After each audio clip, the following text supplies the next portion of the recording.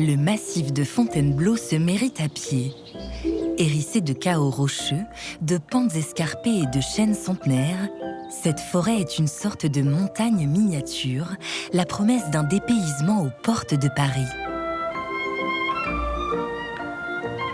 La région accueille les premiers sentiers balisés au monde, devenant le berceau de la randonnée pédestre.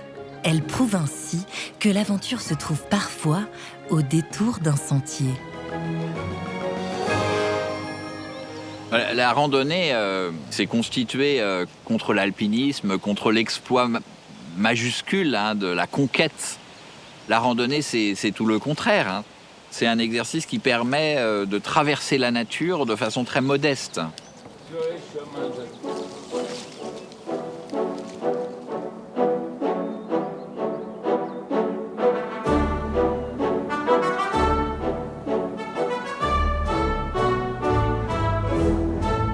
La randonnée n'aurait pas vu le jour en France sans les déboires d'un personnage haut en couleur. Ancien grognard de l'armée napoléonienne, Claude-François Deneucourt est affecté à la caserne de Fontainebleau, où il milite ardemment pour la cause républicaine. En 1832, en pleine monarchie de Juillet, cela lui vaut une révocation. Les républicains échouent et il tombe dans une grave dépression. Il est à la fois sans travail et déçu politiquement. Il habite Fontainebleau, il ne connaît pas la forêt et là, il se met à partir tous les jours en forêt, il fait des marches. Il en tire un bienfait énorme. Il le dit dans son autobiographie, « La forêt m'a sauvé ».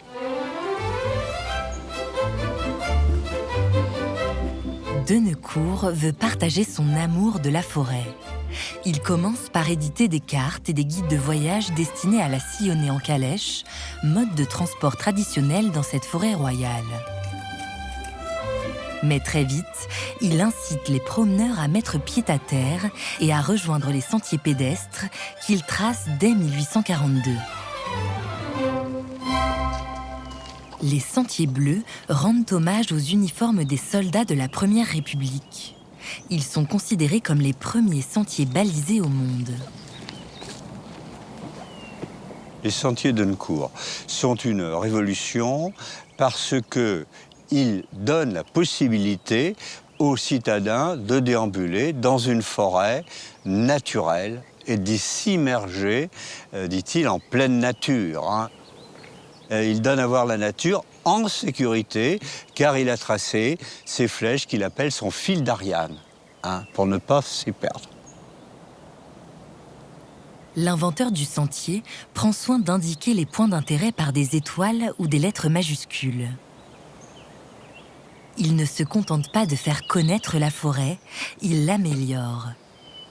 Grâce à l'argent qu'il a amassé en vendant du vin dans les casernes, il aménage des fontaines et une grotte artificielle qu'il déblaye puis étaie de plusieurs milliers de pavés. La grotte du Serment est censée être sa dernière construction monumentale. Il dit « J'arrête effectivement et j'en fais le serment. Et pour bien prouver ses dires, je fais graver sur la grotte les lettres DFD, dernière folie de Deneucourt, et la date de mon serment, 1853. » Et là, il construit une grotte qui va vraiment surprendre le touriste, qui doit se pencher, il doit entrer dans la caverne ténébreuse. Il lui vend ce mystère d'entrer dans un lieu secret et opaque. Voilà. Ces attractions en pleine nature lui valent de nombreux détracteurs, à commencer par certains peintres paysagistes de Barbizon, un village tout proche. Ils dénaturent ainsi la forêt qu'ils aimaient, la forêt vierge de toute installation, et ce n'est plus la forêt qu'ils recherchaient.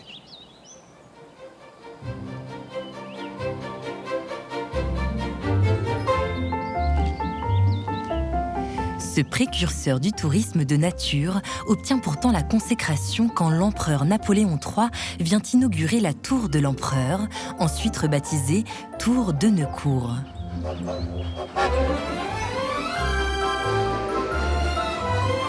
En 1849, l'arrivée du chemin de fer à Fontainebleau conduit une foule de Parisiens à arpenter ces sentiers bleus.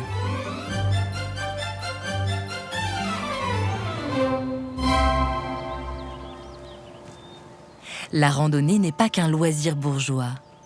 Au début du XXe siècle, elle devient un instrument de formation de la jeunesse, un chemin vers une société nouvelle après les ravages de la Grande Guerre. En France, le journaliste et politique démocrate chrétien Marc Sangnier croit en une éducation populaire par la nature, antidote à l'égoïsme urbain. Quand il devient maire de Boissy-la-Rivière, un village de l'Essonne, ce germanophile fonde la première auberge de jeunesse de France en 1930. Marc Sangnier avait vu qu'il existait depuis 1911 des auberges de jeunesse en Allemagne qui permettaient d'un melting pot en fait entre des tas de jeunes Allemands venant de partout et très dynamiques et très proches de la nature, hein, comme l'étaient les Allemands à cette époque-là. Les Français étaient un peu coincés, un peu sur leur quant à soi, avec une grande différence avec les Allemands qui, eux, marchaient, arrivaient avec leurs gros sacs à dos, leurs chaussures, et puis vraiment vivants. Voilà, c'était la vie. Pour reposer l'âme et le corps fourbu des jeunes marcheurs, ce polytechnicien construit l'auberge du Bas et l'auberge du Haut, aujourd'hui en ruine, surmontée d'une tour. Avec l'épi d'or, la randonnée se structure et s'organise. C'est un lieu d'entraide qui doit façonner une nouvelle génération d'Européens.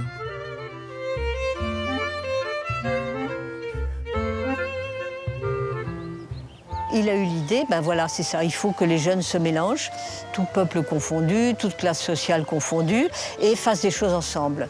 Marchent, dansent, jouent au ballon, enfin, etc. Parce que quand on fait quelque chose ensemble, plus tard, ben, ils sauront se parler et pas se taper sur la figure à coups de canon et de fusil. C'était l'idée de Marc Sangnier qui croyait au pacifisme et qu'il appelait le pacifisme d'action. Et les auberges, je pense, les rencontres de jeunes font partie du pacifisme d'action. Tout le monde venait avec ses convictions, mais Marc Sangnier ne cachait pas, lui, ce qu'il animait, ce qu'il appelait la cause. La cause, pour lui, c'était étroitement lié à l'Évangile et au Christ. Grand promoteur du catholicisme social, Marc Sangnier ancre ses valeurs de paix et de fraternité dans la religion. Au même moment, un autre mouvement de randonneurs connaît un essor important.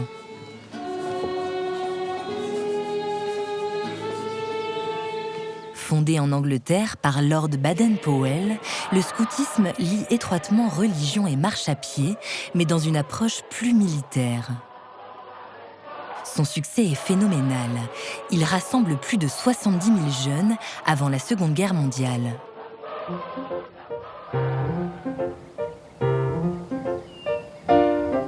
C'est en libérant la pratique de cette charge religieuse et politique qu'un Parisien donne naissance à la randonnée moderne. Depuis l'enfance, Jean Loiseau, modeste employé de la Banque de France, parcourt assidûment le massif de Fontainebleau. En plus d'œuvrer à l'allègement idéologique de la randonnée, il l'allège matériellement.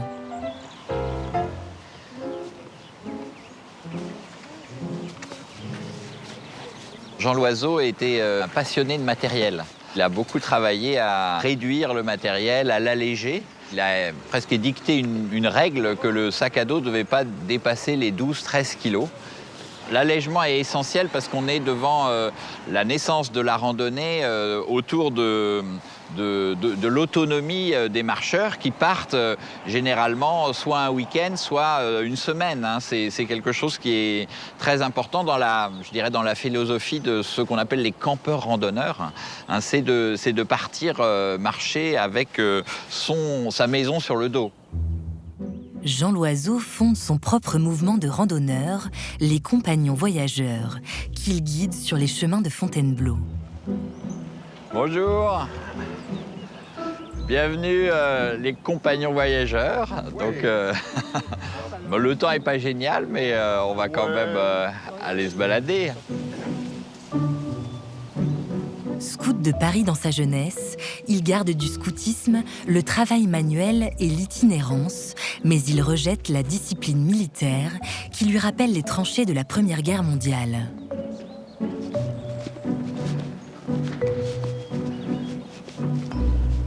Jean Loiseau voilà, est au front. Il va en sortir avec l'idée qu'il faut continuer à randonner, qu'il faut continuer à marcher, que c'est important, mais qu'il faut le faire différemment parce que voilà, il s'oppose à cet enrégimentement, à cette militarisation du mouvement scout. Et donc, c'est ce mouvement de fond auquel préside Jean Loiseau, se détacher la marche des anciennes façons de marcher pour inventer la randonnée. Donc, on se détache des militaires, on se détache des religieux, on se détache des métiers du compagnonnage pour aller vers une marche qui est beaucoup plus celle du tourisme, du loisir. Ce loisir n'est pas de tout repos pour les Compagnons Voyageurs, surnommés le bataillon des gros mollets. Jean Loiseau formalise la pratique autour de deux principes, le contact de la nature, mais aussi le goût de l'effort. Jean Loiseau est un grand pédagogue et donc il va transmettre à ses compagnons voyageurs un art de marcher, alors qui est d'abord très rythmé, avec un tempo assez rapide de 170 pas à la minute, qui est un rythme un peu plus de 4 km/h, ce qui permet aussi une marche relativement longue, endurante. Ce sont des marches de près de 30 km par jour. Plutôt que de brutaliser la nature, Jean Loiseau propose de s'y infiltrer humblement. Il conçoit un réseau de sentiers dans toute la France qui deviendront les chemins de grande randonnée, les GR, après la Seconde Guerre mondiale. Le GR1, qui fait le tour de l'Île-de-France, est inauguré en 1948 et traverse naturellement le massif de Fontainebleau. Rouge et blanc, c'est les couleurs de base indiennes qu'on retrouve dans les peintures des Sioux, qui sont vraiment la grande inspiration de Jean Loiseau. Il y a le côté jeu de piste aussi. Il y a la croix qui indique qu'on se trompe de chemin. Il y a aller à gauche, aller à droite. Ce sont toute une série de chemins, disons, une sorte de langage très simple. Depuis la France des Trente Glorieuses, ces escapades en nature sont des refuges à l'oppression urbaine et à la compétition économique. Certes, la pratique d'aujourd'hui est moins intense et plus familiale, et le bivouac est désormais interdit à Fontainebleau. Mais les mots de Jean Loiseau résonnent encore aux oreilles des près de 30 millions de Français qui randonnent chaque année. Ma forêt est là, elle m'entoure, et j'entends la marche furtive d'animaux inconnus, venus me dire bonsoir sans doute. La vie me donne en un moment ce qui nous semble éternel. Appuyé contre une roche à l'étrange silhouette, je contemple les grands bois. J'aimerais toujours vivre cette minute.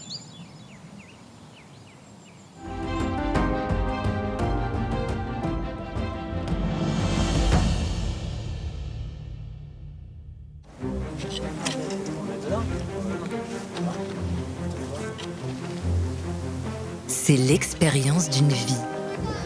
Gravir le Mont Blanc.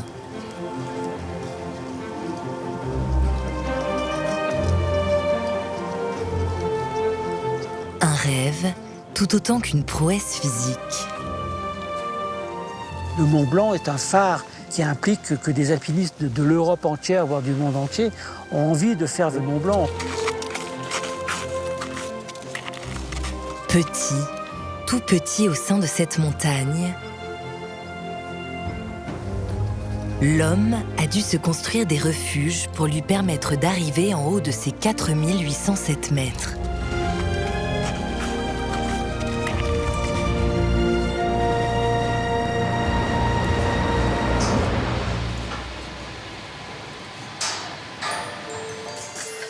Mais Mais avant d'en poser les premières pierres, il a fallu d'abord trouver en chemin une voie dans ce chaos glacial.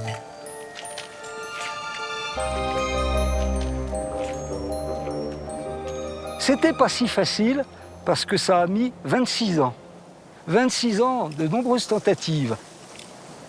La première de ces tentatives a lieu en 1760 quand un riche naturaliste suisse propose une forte récompense à celui qui arrivera au sommet. Ils avaient un matériel très rudimentaire. Ils avaient un autre frein qui était culturel, c'est qu'on imaginait que les glaciers étaient la demeure des mauvais esprits, du diable. Donc, les paysans montagnards de l'époque auraient aimé arriver au Mont Blanc en une journée sans y passer la nuit. L'ascension nécessite pourtant qu'on y passe la nuit. Et c'est un paysan chamoniard qui va réussir ce qu'on croyait alors impossible. Ses compagnons sont descendus, et puis lui, c'était une forte tête. Il a dit, je vais continuer un peu plus haut, je vais aller regarder un peu plus haut. Et ma foi, il s'est perdu. Donc il a été obligé, lui, de passer une nuit sur le glacier, persuadé qu'il n'en reviendrait pas vivant.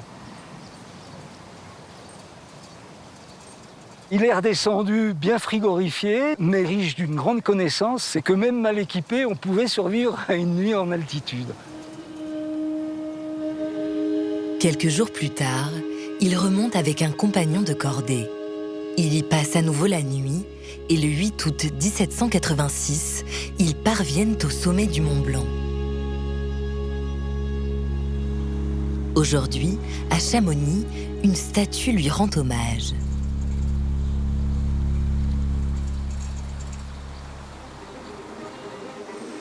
Cette première ascension du Mont Blanc marque la naissance de l'alpinisme.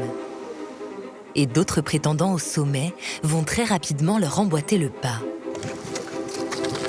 Entre 1786 et 1853, le toit des Alpes est gravi une 50aine de fois.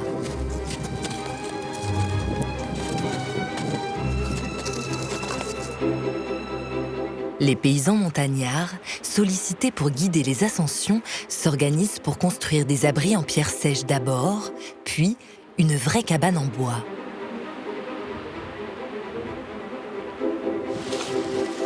Chaque guide est tenu d'en monter un morceau à dos d'homme. En 1853, le premier refuge du massif est inauguré sur le rocher des Grands Mulets, sur l'itinéraire historique du Mont Blanc. La voie d'accès au Mont Blanc était ouverte et donc forcément derrière, des gens souhaitaient y aller, quoi. Donc il fallait un abri pour coucher, dormir.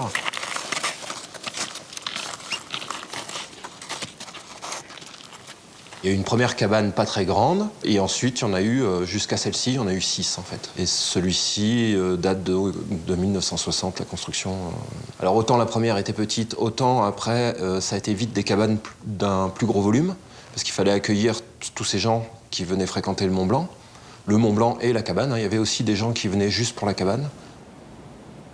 Gravir le Mont Blanc par les Grands Mulets, première voie qui permet d'accéder au sommet, c'est marcher dans les pas de l'histoire de l'alpinisme sur un terrain glaciaire tourmenté, instable et balafré de crevasses.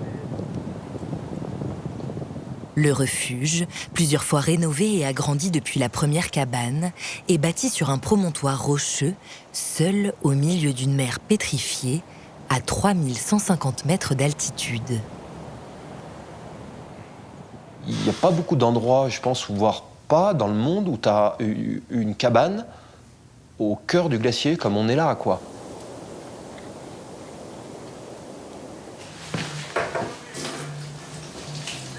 Quelle que soit la fenêtre où tu regardes, tu es dans le glacier. Et du coup, tu vis dans le glacier, donc tu bouges avec, tu le vois vivre. Bon, ça, c'est clairement unique.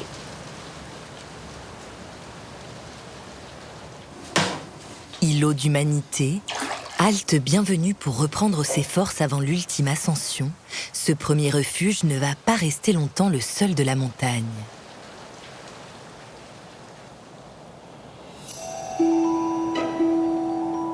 Au XXe siècle, de nombreux progrès techniques vont simplifier la montée, qui jusque-là était réservée aux alpinistes chevronnés.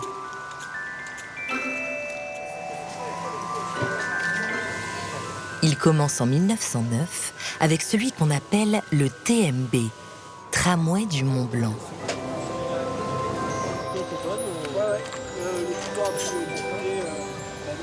Ici, nous sommes au Nid d'Aigle. C'est le terminus du train du Mont Blanc, qui est la plus haute voie ferrée de France et qui est sur le chemin, la voie normale du Mont Blanc. Et le TMB était prévu au départ pour aller bien plus haut, jusqu'au sommet du Mont Blanc. Les vicissitudes économiques, la guerre de 1914-18 qui a freiné un petit peu tous ces projets, fait qu'il s'est arrêté ici au Nid d'Aigle à 2400 mètres d'altitude.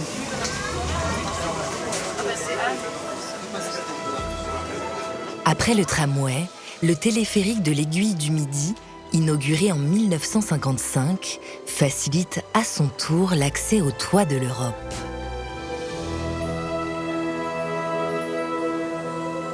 Et petit à petit, les guides se sont rendus compte qu'il fallait construire des cabanes un petit peu partout dans la montagne. À tel point qu'aujourd'hui, on a compté 82 refuges, abris, cabanes sur l'ensemble du massif du Mont Blanc, versant français, italien et suisse. Cerné par les glaciers à 3600 mètres d'altitude, le refuge des Cosmiques est le plus grand refuge de France. Situé à moins de 2 heures de marche du téléphérique de l'Aiguille du Midi, il accueille aussi bien les alpinistes en route vers le Mont Blanc que les skieurs.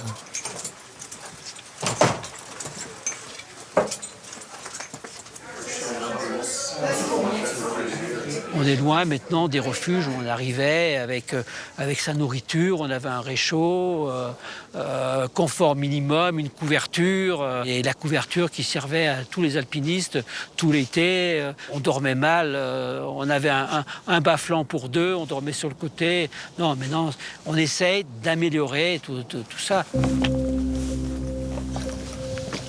Témoin de cette évolution, le refuge du goûter.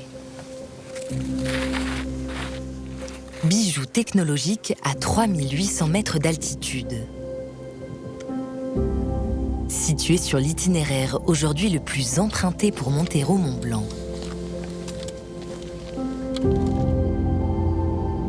Plus de 75% des prétendants au sommet passent par là.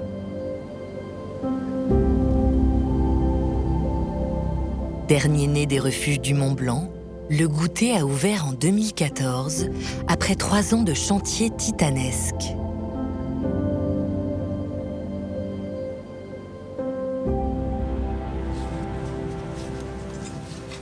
Il est le refuge le plus haut du massif et le plus innovant, rond comme un œuf posé sur la montagne.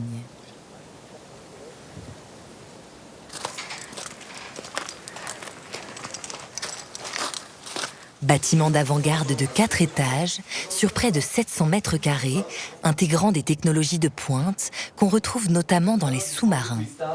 Il a été conçu pour assurer une quasi-autonomie d'énergie. Une nouvelle génération de refuges qui prête à confusion. On nous demande où est-ce que sont les douches, on nous demande comment on accède au rooftop, donc là c'est des choses qui nous font assez rire. On a ce paradoxe entre des personnes qui s'attendent à trouver un hôtel 3 étoiles à 3008 et la réalité qui est en fait qu'on est quand même bien un refuge. On a un super bar, une super salle et c'est joli et c'est un cadre de travail qui est très agréable pour travailler, mais c'est pas nécessaire dans un refuge. Un confort tout relatif qui attire de plus en plus de monde. Entre 15 et 20 000 personnes tentent chaque année l'aventure Mont Blanc.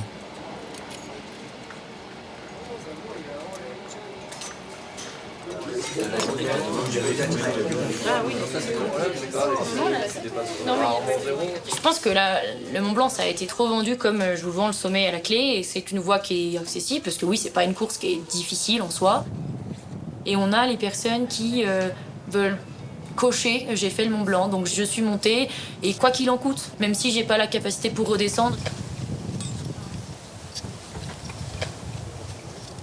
On ne peut pas dire que c'est une course qui est facile, c'est exigeant, c'est changeant en fonction des années. On le voit cette année avec les conditions qu'on a eues en haut, qui demandaient quand même d'avoir un pied bien plus montagnard que ce qu'on pouvait avoir avant, un peu plus tracé. Le réchauffement climatique rebat les cartes d'une montagne en pleine évolution, rendant certains itinéraires plus difficiles, voire réservés uniquement aux alpinistes chevronnés. Des éboulements dangereux condamnent régulièrement certaines voies d'accès au refuge qui doivent fermer leurs portes le temps que la situation se calme. Il va falloir qu'on s'adapte avec les changements climatiques. Donc on ne peut pas continuer à garder les yeux fermés en se disant que toutes les saisons vont bien se passer. Les glaciers fondent, perdent de l'épaisseur, la montagne se dégrade.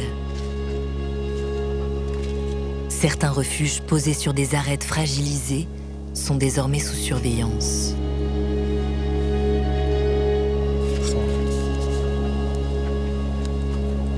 Alors que depuis 2 siècles, l'homme fait tout pour domestiquer la montagne, l'une des conséquences inattendues de ce réchauffement sera peut-être de lui redonner son naturel sauvage.